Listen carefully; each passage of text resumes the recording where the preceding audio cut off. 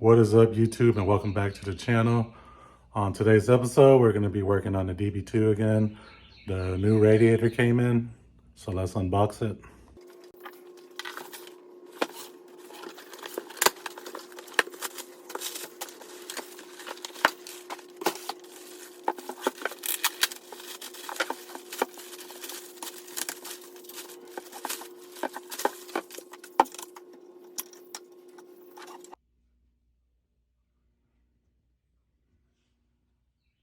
Here's the new setup for the DB2.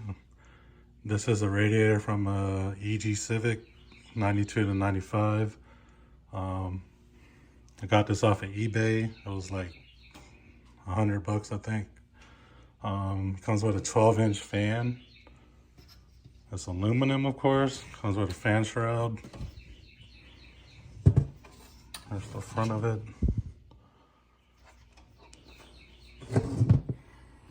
I believe this is, I have to measure it again. It should be a 2-inch core.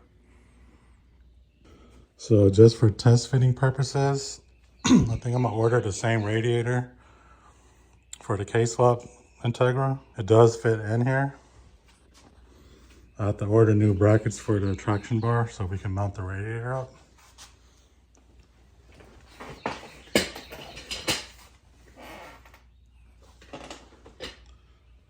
Looks like I'm ordering another one for the K-swap.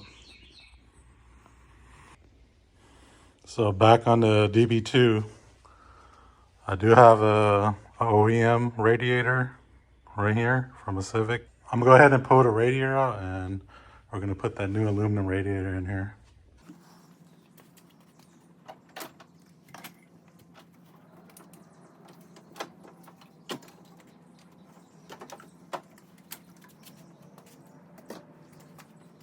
So let me show you the setup, how I got this radiator to fit.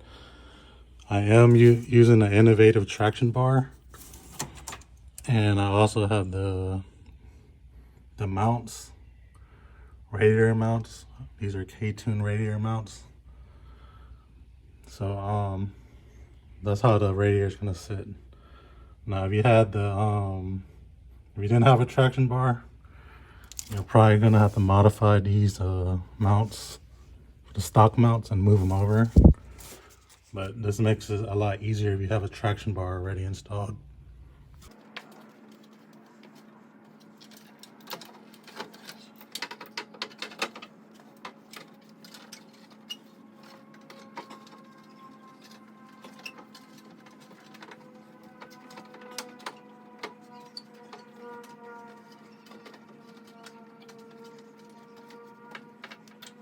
Alright, y'all, so I had to adjust the mounts a little bit more.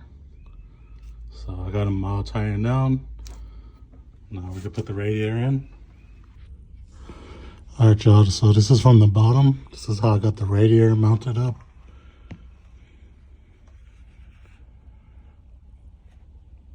Got the K-tune radiator support stays. This is how much room you got. This is how much clearance you got.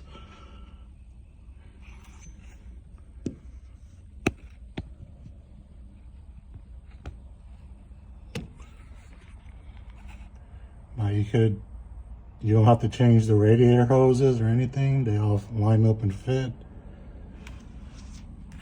Here's a little bit more clearance from the lower mount.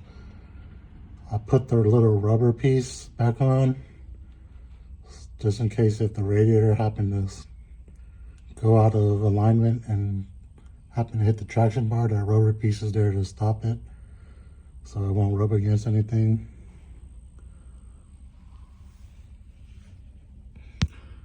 Should have plenty of room for a nice manifold and turbo now. I do want to keep AC. I need to figure out what size slim fan I can purchase and mount it up to the condenser. All right, y'all, so this is how it looks on top. I do need to figure out a way to secure the radiator on top. I might try to make one or purchase a EG radiator stay, whatever it's called.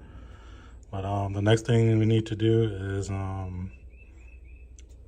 this plug is different from the factory plug. So it did come with a connector piece. So what I'm about to do is depin these two wires, which is a blue wire and a, I'm not sure what color, white. I'm gonna depin these, plug it into here so that we could use this connector. All right, y'all, I got the connector finally connected. Got the blue with the blue and the black with the white, or whatever color it is. Can't tell, the paint's pretty fainted on it. I did end up breaking the connector, the original connector, because I couldn't get the wires to come out, but I got it all situated now. I'm gonna tape this up. I'm gonna tape the harness up, make it look cleaner, and tuck it away somewhere. But before I do that, I want to make sure the fan works. So I gotta run to the parts store, get some antifreeze, and I do need to get a longer hose because this is just a tad bit too short. The only thing I don't like about this radiator is this radiator cap. This is fully locked and it's like retarded. So I might change this radiator cap to like a round one so that it doesn't look weird like that, but that's something to worry about later. But that's pretty much it for this radiator. Hopefully it's good. If it's good, then I'm gonna order one for the K-swap. And I do need to figure out what size fan I need for this. All right, y'all, so I took some measurements. Looked like I could fit a 12-inch fan, but it's gonna be touching the radiator, so I'm gonna go ahead and order a 10-inch slim fan. That's probably gonna take a week to get here, so I'm not worried about that right now. I just wanna get the car started and running.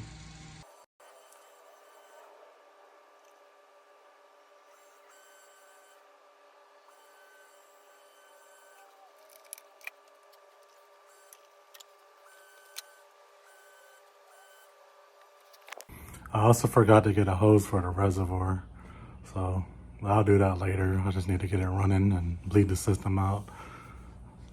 All right, y'all, so that's gonna do it for this video. I still gotta install the header before we can start it and bleed the system, so that's gonna be on the next video. Thank you for watching. Don't forget to like and subscribe, and I'll see y'all on the next one. Peace out.